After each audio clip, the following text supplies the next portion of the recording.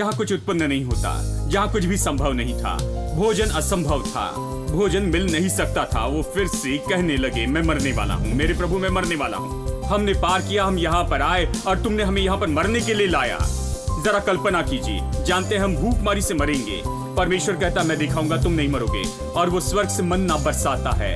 उनके जीवन में पहली बार उनके जीवन में वो देख रहे थे कि भोजन कठिन परिश्रम और मेहनत और पसीने के बिना नहीं आता है।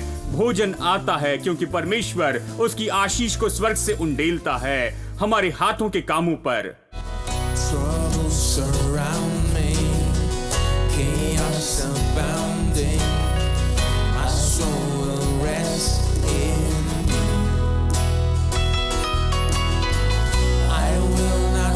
Say it.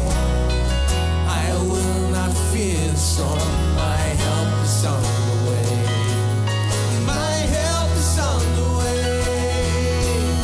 Oh my God, He will not delay.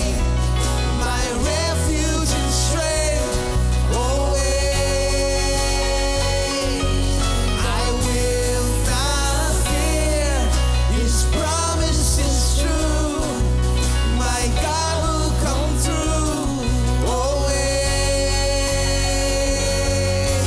Oh my God, He will not delay.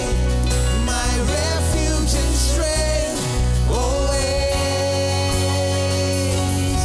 I will not fear. His promise is true. My God will come through always. I lift my eyes up, my help comes from the Lord.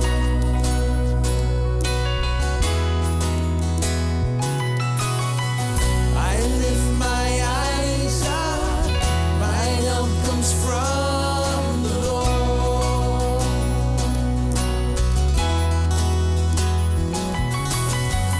I lift my eyes up, my help comes from the Lord.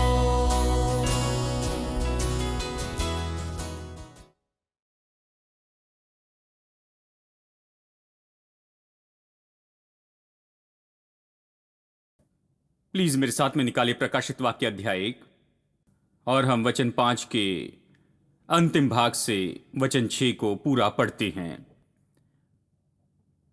वो हमसे प्रेम रखता और उसने अपने लहू के द्वारा हमें पापों से छुड़ाया है और हमें एक राज्य और अपने पिता परमेश्वर के लिए याजक भी बना दिया।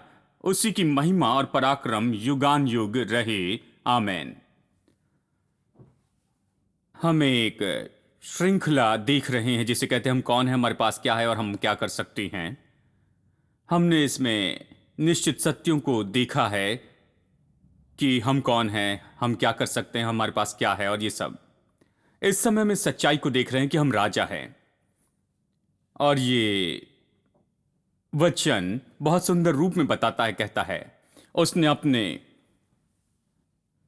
लहू से हमें शुद्ध किया है, लेकिन बाद में यह भी कहता उसने हमें राजा बनाया। यह जानना महत्वपूर्ण है कि उसने हमें अपने लहू से शुद्ध किया, क्योंकि यह परमेश्वर की संतान होने के लिए हमें तैयार करता है, हमें संतान बनाता है, जो हमें उद्धार देता है, परमेश्वर के परिवार में लाता है, हमें स्वर्ग की योग्य बनाता है, इस प्रकार परमेश्वर की सारी आशीषों के लिए। इसलिए यीशु के लहू से धोए जाना यह बहुत ही महत्वपूर्ण बात है। परंतु उसी तरह से हमें इस सच्चाई को देखना है कि हम राजा भी हैं। यह समझना कि हम राजा बनाए गए हैं, हमारे जीवन को पृथ्वी पर जीने में बहुत मदद मिलती है। देखिए, यीशु के लहू के द्वारा धोए जाना हमें स्वर्ग के लिए योग्य बनाता, परमेश्वर के परिवार के लिए योग्य बनाता है। परंतु इस पृथ्वी के जीवन के लिए, इस संसार के जीवन के लिए और इसे जीना एक विशेष गुण के साथ, जैसे परमेश्वर चाहता है कि हम जिए, इसके लिए इस सच्चाई को समझना जरूरी है कि हम राजा हैं। यह हमारे जीवन की विशेषता को उत्तम बनाता है यहां इस पृथ्वी पर। जब आप समझते हैं कि आप राजा हैं, ये आपको बदल देता है, क्योंकि आप राजा के समान सोचते हैं, राजा जैसे चलते हैं, राजा जैसे बातें करते और समझने लगते हैं। अपना अधिकार, अपनी सामर्थ, अपनी प्रतिष्ठा और ये सब छुटकारे के द्वारा जो आती है। इसलिए समझना बहुत जरूरी है कि आप एक राजा हैं। अब इस शिक्षा में कि कैसे हम राजा हैं, हम राजा की संपत्ति को देख रहे हैं और मैं आपको बता रहा हूं कि कैसे बाइबल राजा की संपत्ति के विषय बताती है कि यह संपत्ति बिना परिश्रम की है। राजा की संपत्ति विरासत में मिलती है, कठिन परिश्रम के द्वारा नहीं। बाइबल कहती है धन यहोवा ही की आशीष से मिलता है और वो उसके साथ दुख नहीं मिलाता। इस तरह परमेश्वर हमें धनी बनाता है। बाइबल कहती है जब परमेश्वर आपको धनी बनाता है, यह आशीष है जो हमें धनी बनाती है, हमारा कठिन परिश्रम नहीं। यह हमारे कानों के लिए इन दिनों में अजीब है, क्योंकि हम संसार और संसार के विचारों में इतने आदी हैं। संसार हमें बताता है केवल कठिन परिश्रम करो तो कुछ पा सकती हो, केवल कठिन परिश्रम ही से कुछ पा सकते हो। बिना कठिन परिश्रम से आप कैसे पा सकते हैं? देखिए, ये सब बातें अच्छी सुनाई देती है क्योंकि ये संसार के लिए बहुत ग्रहण योग्य है। हम काम करते हैं, उदाहरण के लिए मैं बहुत कठिन परिश्रम करता हूं और हम ये नहीं कह रहे कि काम नहीं करना है। मैं कह रहा हूं कठिन परिश्रम नहीं जो हमें धनी बनाते हैं, ये कठिन परिश्रम नहीं जो प्रभु की आशीष लेकर आते हैं। ये परमेश्वर की आशीष है जो हमें संपत्ति देती है। ये परमेश्वर की आशीष है, न कि हमारा कठिन परिश्रम या हमारा पसीना नहीं। हम इस बात को सिखा रहे हैं। जब मैंने आपको दिखाया कि क्यों लोग प्रवेश नहीं कर पाते हैं बिना परिश्रम के इस जीवन में, लोगों को इसमें मुश्किल होती है, मसीहों को विश्वास करने में मुश्किल होती है बिना परिश्रम के जीवन में। वे विश्वासी बनते हैं, वे अब भी अपने कार्य में विश्वास करते हैं, उनके पसीने में, उनके परिश्रम में, उनकी कोशिश में। वे बहुत कम प्रभु की आशीष पर विश्वास करते हैं। वे सोचते हैं सब निर्भर करता है कि आप अपने लिए कितना अधिक करते हैं। उनके लिए इस तरह के जीवन में कदम बढ़ाना बहुत मुश्किल है बिना परिश्रम का धन। मैंने दिखाया, यीशु ने कहा, हे सब परिश्रम करने वालों और थके लोगों, मेरे पास आओ, मैं तुम्हें विश्राम दूंगा। मेरा जुआ सहज है और मेरा बोझ हल्का है। संसार परिश्रम से भरा है, संसार बातों को बहुत मुश्किल बनाता है। परमेश्वर समझता है और यीशु संसार में आया, उसने समझ लिया कि लोग परिश्रम कर रहे हैं, इसलिए उसने कहा, सब परिश्रम करने वाले और बोझ से दबे हुए लोगों, मेरे पास आओ, मैं तुम्हें विश्राम दूंगा। देखिए, बहुत से लोग इस बात को नहीं समझते। मैं विश्राम दूंगा, वो कहता है मेरा जुआ सहज है और मेरा बोझ हल्का है। दूसरे शब्दों में कहता है मैं उनके लिए आसान करूंगा, मैं इसके लिए हल्का करूंगा। हर कोई कहे आसान और हल्का। हमें इसे प्रतिदिन कहना है। जब आप किसी बड़ी मुश्किल का सामना करते हैं, दिन के लिए चुनौती का, आपको यह कहना है यह आसान और हल्का होगा, क्योंकि यीशु इन बातों का आसान और हल्का बनाता है। मैं सच में विश्वास करता, परमेश्वर समझता है कि यह सब हमारे लिए पहले ही मुश्किल है। वो इसलिए नहीं आया कि इसे हमारे लिए और कठिन बनाए, वो इसलिए आया कि इसे आसान बना दे, कि हमारी मदद करे और हमें ऊपर रखे इन सारी मुश्किलों पर। मैं विश्वास करता हूं कि परमेश्वर पर भरोसे के साथ कठिन कार्य और कठिन बात भी बहुत आसान होती है। आमीन। मैं सेवकाई में, लोग कहते हैं सेवकाई मुश्किल है, मैं सोचता हूं कि परमेश्वर की सहायता से बहुत आसान है। आमीन। परमेश्वर इसे आसान बनाना चाहता। प्रभु नहीं चाहता कि मेरे सिर पर मैं कुछ फोड़ूं। परमेश्वर नहीं चाहता कि मैं थक जाऊं। प्रभु नहीं चाहता कि मैं पसीना बहाते और बहाते रहूं। नहीं, प्रभु इसे आसान बनाना चाहता है। मैं विश्वास करता प्रभु की आशीष पर, जो सारे कामों को आसान बनाती और सारी बातों को मेरे लिए सफल बनाती है जब हम इसे करते हैं। आमीन। आइए आगे देखते हैं। जो हमने पिछले हफ्ते देखा था वो ये है, इसका कारण मन के नवीनीकरण की कमी या मन का नवीनीकरण न होना परिश्रम और कठिन श्रम का कारण है लोगों के जीवन में। वे विश्वासी हैं परंतु वो परिश्रम और मेहनत करते हैं। जीवन मुश्किल है, वो नहीं बदल सकते। वे ऐसे जीवन में प्रवेश नहीं कर सकते जहां सब कुछ आसान और हल्का हो। वे बिना परिश्रम की संपत्ति का अनुभव नहीं कर सकते, मन के नवीनीकरण न होने के कारण। ये बहुत ही महत्वपूर्ण है, अपने मन को नया बनाना, प्रभु की आशीषों में चलने के लिए। मेरे साथ देखिए रोमियो अध्याय 12 रोमियो अध्याय 12 वचन 2। इस संसार के सदृश्य न बनो, परंतु तुम्हारे मन के नए हो जाने से तुम्हारा चाल चलन भी बदलता जाए, जिससे तुम परमेश्वर की भली और भावती और सिद्ध इच्छा अनुभव से मालूम करो। वो कहता है इस संसार के सदृश्य न बनो, परंतु बदल जाओ। सदृश्य होने का मतलब है उसके जैसे होना, या फिर उसके जैसे आकार पाना, या फिर उसे स्वीकार करना, या संसारिक ढांचे में चले जाना। संसार का एक ढांचा है, वो उसमें ढालना चाहते हैं, वो उस ढांचे में दबाना चाहते हैं, वो आपको अपनी सोच के अनुसार बनाना चाहते हैं, वो आपको आकार देना चाहते हैं उनकी सोच के साथ। और बाइबल कहती है उनके सदृश्य न बनो, अपने आप को सांसारिक ढांचे के अनुसार ढलने न दो। अब इन शब्दों को देख लीजिए। जब मैं छोटा था तब उन्होंने इस वचन को पढ़ा और कहा, उन कपड़ों को मत पहनना जिन्हें संसार पहनता है, उस फैशन के अनुसार मत करना। जानते हैं, उस तरह से बाल मत काटना जैसे वो काटते हैं, 20 साल पुरानी स्टाइल जैसे काटना, तब वो आत्मिक होगा। इस तरह की बातें। जानते हैं, शैतान ने सही में हमें मुख्य मुद्दे से गुमराह किया है, जो परमेश्वर इस वचन के द्वारा बताने की कोशिश कर रहा है। उसने हमें गुमराह किया और हमें केवल इन बातों पर ध्यान देने के लिए बाध्य किया। हमारे कपड़े, हमारे बाल, हमारा सब कुछ। हमने सोचा यदि हम इसे बदलेंगे तो संसार के सदृश नहीं होंगे। यह बिल्कुल इसके बारे में नहीं कह रहा है। बाइबल बहुत ही गहन ऐसी किताब है। यह आपके बाल और कपड़े के बारे में नहीं कहती, ये टेलर और नाई के बारे में नहीं। ये अधिक गहरी बात है। ये जीवन के बारे में है। यह आपका जीवन सफलतापूर्वक और आनंद से जीने के बारे में है, और इस तरह से। इसलिए गहरे विषयों के बारे में कहती है। यह विषय क्या है?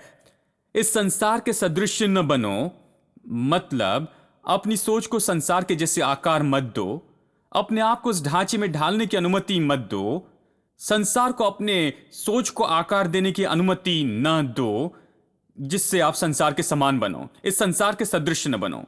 आशा है कि समझ रहे हैं। परंतु बदल जाओ। बदल जाओ मतलब है, यह ग्रीक शब्द से आता है। ग्रीक शब्द में इसका अनुवाद है और वो है मेटामॉर्फो, और इस शब्द का अर्थ है, जहां से हमें शब्द मिलता है मेटामॉर्फोसिस इंग्लिश भाषा में। आप समझते हैं मेटामॉर्फोसिस मतलब क्या है? मेटामॉर्फोसिस का मतलब जहां एक इल्ली तितली बनती है, वो कुकुम में जाती है और इसके परिणाम स्वरूप परिवर्तन और प्रक्रिया से होकर जाती है मेटामॉर्फोसिस। और वो मेटामॉर्फोसिस, वो परिवर्तन की प्रक्रिया इस इल्ली को लेकर उससे एक सुंदर तितली बनाती है। कुरूप दिखने वाली, बदसूरत दिखने वाली सुंदर दिखाई देने लगती है, रंगीन, बहुत ही अद्भुत। यदि आप इसे इस तरह से कहना चाहे, ये पूरी तरह से बदल गई, असली बदलाव है। अब यहां पर जो पहले था और अभी जो है उसमें कोई संबंध नहीं है। ये वैसा नहीं दिखाई देती है जैसे पहले दिखती थी। इसके रूप में पूरी तरह से बदलाव आया है, इसके स्वरूप में। अब मेटामॉर्फोसिस, परिवर्तन इस प्रकार से है। इसलिए परमेश्वर का वचन कहता है संसार के सदृश्य न बनो, संसार के विचार के अनुसार अपने आप को आकार मत दो। अपना मन इस प्रकार की बातों से बदलने न पाए, परंतु बदल जाओ। बदल जाओ अपने मन के नए हो जाने से। एक अलग व्यक्ति बनो, पूरी तरह अलग व्यक्ति बनो, मौलिक रूप में बदल जाओ, ताकि मेटामॉर्फोसिस के परिणाम के स्वरूप अभी आप जो हैं, ये तो इस मेटामॉर्फोसिस होने के पहले आप जो थे उससे पूरी तरह से अलग है। ठीक है, इसके बारे में सोचिए। पूरा बदलाव, मौलिक बदलाव। सब लोग कहिए पूरा बदलाव, मौलिक बदलाव। लेकिन समस्या यह है कि बहुत से लोगों ने बपतिस्मा लिया, चर्च में जुड़ गए, मसीह बन गए, परमेश्वर की संतान बने, परंतु वो कभी नहीं बदले हैं, वो वैसे ही हैं। अवश्य ही बदलाव आया है भीतर में। यदि कोई मसीह में तो वो नई सृष्टि है, पुरानी बातें बीत गई, देखो सब कुछ नया हो गया। ये सब कुछ है जो आत्मा में हुआ है, भीतर में, अदृश्य संसार में। वे परमेश्वर की संतान है, हृदय में बदलाव आया, भीतर से वो बदल गए हैं। परंतु बाहर से वो वही लोग हैं। बाहर में वो पूरी तरह से नहीं बदले हैं, पूरी तरह से उनका जीवन नहीं बदला, उनका जीवन के गुण नहीं बदले। वे सांसारिक लोगों के जैसे ही हैं, क्योंकि वे संसार के सदृश्य बने हैं, परंतु अपने मन को उन्होंने नया नहीं बनाया। इसलिए उन्होंने बपतिस्मा लिया, चर्च में जुड़ते हैं, चर्च में जाते हैं, गीत गाते हैं और ये और वो करते, परंतु कभी भी बदलाव नहीं आया, कभी नहीं बदले, पूरी तरह से अलग व्यक्ति नहीं बने, कभी इल्ली से तितली नहीं बने हैं, कभी इस अनोखे परिपूर्ण बदलाव का अनुभव नहीं कर रहे थे, इस मौलिक बदलाव का जिसके विषय में बाइबल कहती है। परंतु बिना मौलिक बदलाव के आप परमेश्वर की पूर्ण इच्छा में नहीं चल सकते हैं, ऐसा ही ये वचन कहता है, ताकि आप साबित करें कि परमेश्वर की संपूर्ण इच्छा क्या है। इसलिए आपको बदलना जरूरी है, ताकि आप जीवन में आप साबित कर सके और जी सके और प्रदर्शित करें परमेश्वर की इच्छा क्या है, कि आप परमेश्वर की इच्छा में चल सके। ऐसे ये वचन कहता है। तो इस तरह का जीवन जीना जैसे परमेश्वर चाहता है कि हम जिए, बिना परिश्रम की संपत्ति, यह मौलिक बदलाव हमारे सोच में होना जरूरी है। यह संपूर्ण बदलाव हमारे सोच में आना है, और इसके बिना हम बिना परिश्रम की संपत्ति में चल नहीं सकते।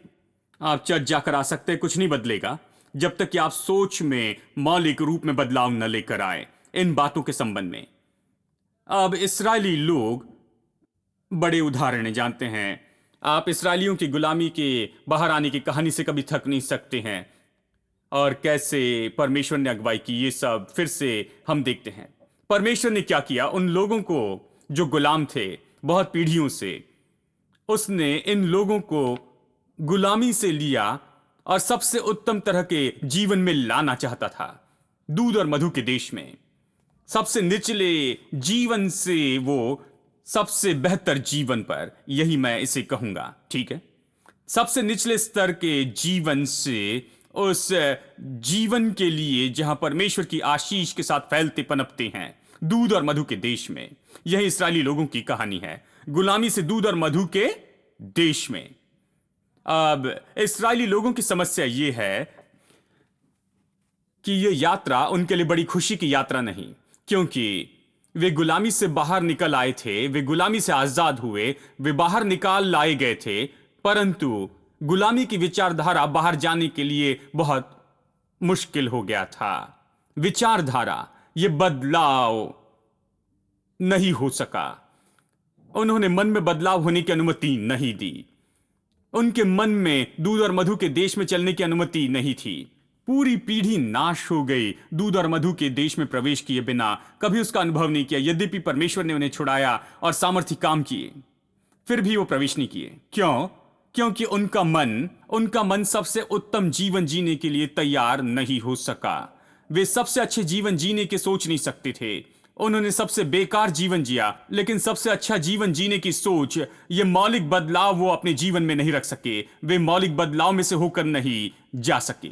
देखिए, इसलिए परमेश्वर जब उन्हें बाहर लाता है तो उन्हें जंगल में लेकर आता है। 11 दिनों की यात्रा ये इतनी ही होनी थी, लेकिन अविश्वास के कारण 40 साल की हो गई। 11 दिनों की यात्रा, रास्ते का हर एक कदम बहुत ही दिलचस्प कहानी है। हर एक कदम परमेश्वर ने उन्हें ऐसी जगह पर लाया जहां सब कुछ असंभव था। वे मिस्र से बाहर आए और सबसे पहली चीज का सामना किया। सामने लाल समुद्र था और मिस्र की सेना पीछे थी। उन्होंने क्या कहा? खैर, मैं मर रहा हूं, अब मैं पानी में मर जाऊंगा। यदि मैं आगे जाता हूं तो मरता हूं, यदि मैं वापस जाता हूं तो मृत्यु मिलती है। जानते हैं यही कि कोई रास्ता नहीं, संभव नहीं, यह असंभव है, कोई रास्ता नहीं है। परमेश्वर जानबूझकर असंभव परिस्थिति में लेकर आता है, असंभवता में जहां सब कुछ मुश्किल होता है। क्या आप ऐसी जगह पर रहे, ऐसे दिखा रहे जैसे जानते ही नहीं? कभी ऐसी परिस्थिति में रहे जहां पर लाल समुंदर आपके सामने में हो और फिरौन की सेना आपका पीछा कर रही हो और आप पीछे या आगे नहीं जा सकते, वहां कोई रास्ता नहीं। आप कहते हैं, मेरे प्रभु मैं मर रहा हूं, मैं मृतक व्यक्ति हूं, समाप्त हुआ, कोई रास्ता नहीं है। जब आप इस तरह की जगह पर आते हैं, आनंद मनाइए, क्योंकि कुछ महान होने वाला है। परमेश्वर खुद को सामर्थ्य दिखाने वाला है। कई बार जब हमने परमेश्वर के विषय में नहीं सीखा, परमेश्वर हमें इस तरह से स्थान पर लेकर आता है। हमें असंभव स्थान में आना जरूरी है, जहां हमारी ताकत इसे पूरा नहीं करेगी, हमारी योग्यता पूरा नहीं करेगी, हमारी बुद्धिमत्ता नहीं कर सकती, हमारी सामर्थ्य से नहीं कर सकती, हमारा रुपया नहीं कर सकता। किसी को इसमें आना जरूरी है और हमारे लिए कुछ करना है। परमेश्वर ने हमारे लिए कुछ करना है। परमेश्वर असंभवता के स्थान पर लेकर आता है, हमें मारने के लिए नहीं। वो हमसे प्यार करता है। वो उन्हें छुड़ाकर वहां पर यहां पानी में मारने के लिए नहीं लाता है, नहीं। उसने उन्हें यहां दिखाने के लिए लाया कि वो उनका परमेश्वर है और उन्हें अपने जीवन में उसके चमत्कारों का अनुभव करना चाहिए, उन्हें उसके उद्धार का अनुभव करना चाहिए। वो उन्हें दिखाना चाहता था कि कैसे उन्हें बचाता है। क्योंकि उन्होंने कभी उसका अनुभव नहीं किया। वे गुलामी में जिए, एक बुरा जीवन जिए, बहुत असफलता से घिरा हुआ जीवन जिए, डर और गुलामी में। परमेश्वर कहता, मैं दिखाना चाहता हूं कि मैं कौन हूं। मैं तुम्हारा प्रभु हूं, किसी से मत डरो, मैं तुम्हारी देखभाल करूंगा। तुम्हें यह सीखना है, आज तुम ये सीखोगे। और उसने क्या किया? उसने लाल समुद्र को दो भागा और वे उस पार आए, और मिस्री सेना जब पीछा करने लगी तो वो समुद्र में डूब गए। आप क्या सोचते हैं उस दिन क्या सोचा होगा? मेरे प्रभु जानते हैं। हमारा परमेश्वर महान सामर्थी परमेश्वर है। गीत गाने लगे, लाल समुद्र पार करते ही गाने लगे। मरियम उनकी अगुवाई करने लगी। कहा, मैं परमेश्वर के लिए गाऊंगी क्योंकि वो महान और प्रतापी है। घोड़ों समेत सवारों को उसने समुद्र में डाल दिया है। कितना अद्भुत गीत है। घोड़े और उनके सवारों को फेंक दिया। घोड़े कुछ नहीं, रथ कुछ भी नहीं, फिरौन की सेना कुछ नहीं है। परमेश्वर ने उन्हें मेरे लिए समुद्र में फेंक दिया और मुझे छुड़ाया। कितना महान और सामर्थी प्रभु। ठीक है, गीत समाप्त होने के बाद उनको भूख लगी। वो पिज्जा हट ढूंढने लगे। कोई पिज्जा नहीं, कुछ नहीं, कोई मॉल नहीं। उनके पास रुपया है पर खरीदने के लिए कोई जगह नहीं। फिर एक बार परमेश्वर ने जानबूझकर ऐसे स्थान पर लाया जहां कोई दुकान नहीं थी, जहां कुछ उत्पन्न नहीं होता, जहां कुछ भी संभव नहीं था। भोजन असंभव था, भोजन मिल नहीं सकता था। वो फिर से कहने लगे, मैं मरने वाला हूं, मेरे प्रभु मैं मरने वाला हूं। हमने पार किया, हम यहां पर आए और तुमने हमें यहां पर मरने के लिए लाया। जरा कल्पना कीजिए, जानते हैं हम भूखमारी से मरेंगे। परमेश्वर कहता, मैं दिखाऊंगा तुम नहीं मरोगे। और वो स्वर्ग से मन्ना बरसाता है। उनके जीवन में पहली बार उनके जीवन में वो देख रहे थे कि भोजन कठिन परिश्रम और मेहनत और पसीने के बिना नहीं आता है। भोजन आता है क्योंकि परमेश्वर उसकी आशीष को स्वर्ग से उंडेलता है हमारे हाथों के कामों पर। बिना काम किए, बिना मेहनत किए, बिना परिश्रम के भोजन स्वर्ग से नीचे आता है। उन्हें बस भोजन को उठाना था, बस इतना ही काम करना था। वे पहली बार सीख रहे थे कि भोजन कठिन मेहनत के बिना आता है। भोजन परमेश्वर पर विश्वास करने से आता है। हम विश्वास से जीते हैं। ठीक है, भोजन खत्म हुआ, अब पानी चाहिए। समस्या के बाद समस्या, असंभवता के बाद असंभवता। कोई पानी नहीं, ये जंगल है। और चट्टान में से परमेश्वर ने उन्हें पानी दिया। किसी ने ये गिनती की और बताया कि कितना पानी उन्हें चाहिए था। प्रतिदिन इस्राएलियों को 110 लाख गैलन पानी चाहिए था। वो कहते हैं 110 लाख गैलन, कल्पना कीजिए। और उस चट्टान ने 110 लाख गैलन पानी दिया। मैं चाहता हूं कि ये चट्टान लेकर मद्रास में कहीं रख देते, पुरस्वाकम में।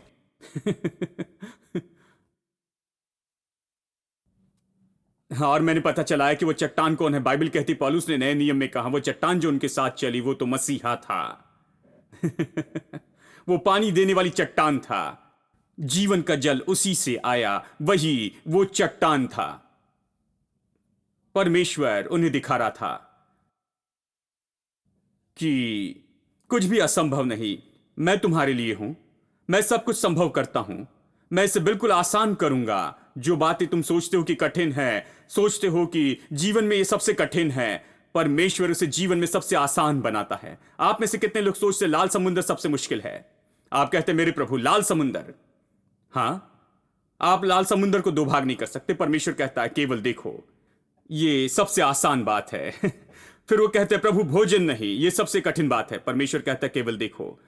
फिर वे कहते हो पानी नहीं, इस जंगल में ये सबसे कठिन बात है। परमेश्वर कहता है सिर्फ देखो, वही सबसे आसान बात है। सब लोग कहिए परमेश्वर के लिए सब कुछ आसान है।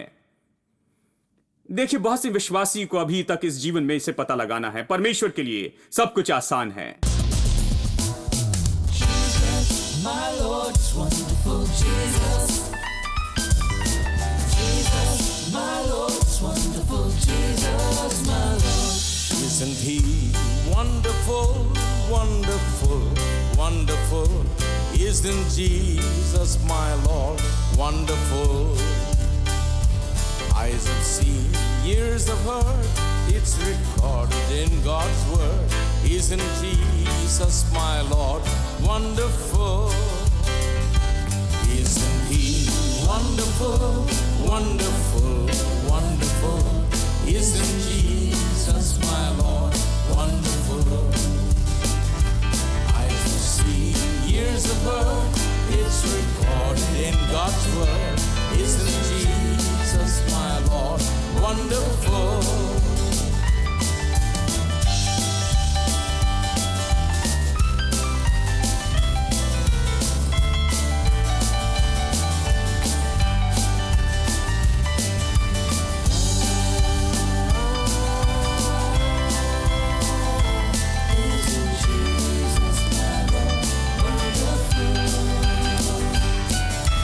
There's within my heart a melody. Jesus whispers sweet and low. Fear not, I am with thee. Peace, be still. In all of life's ebb and flow. Jesus, Jesus, Jesus, sweetest name I know, fills my every longing, keeps me singing as I go. Jesus, Jesus, Jesus, sweetest name I know, fills my every longing, keeps me singing as I go. Soon he's coming back to welcome me, far beyond the starry sky. I shall wing my flight to worlds unknown. I shall reign with him on high. Jesus, Jesus, Jesus, sweetest name I know, my every longing, keeps me singing as I go. Jesus, Jesus, Jesus, sweetest name I know, fills my every longing, keeps me singing as I go. Since Jesus came into my heart, since Jesus came into my heart, but the joy o'er my soul like the sea billows roll. Since Jesus came in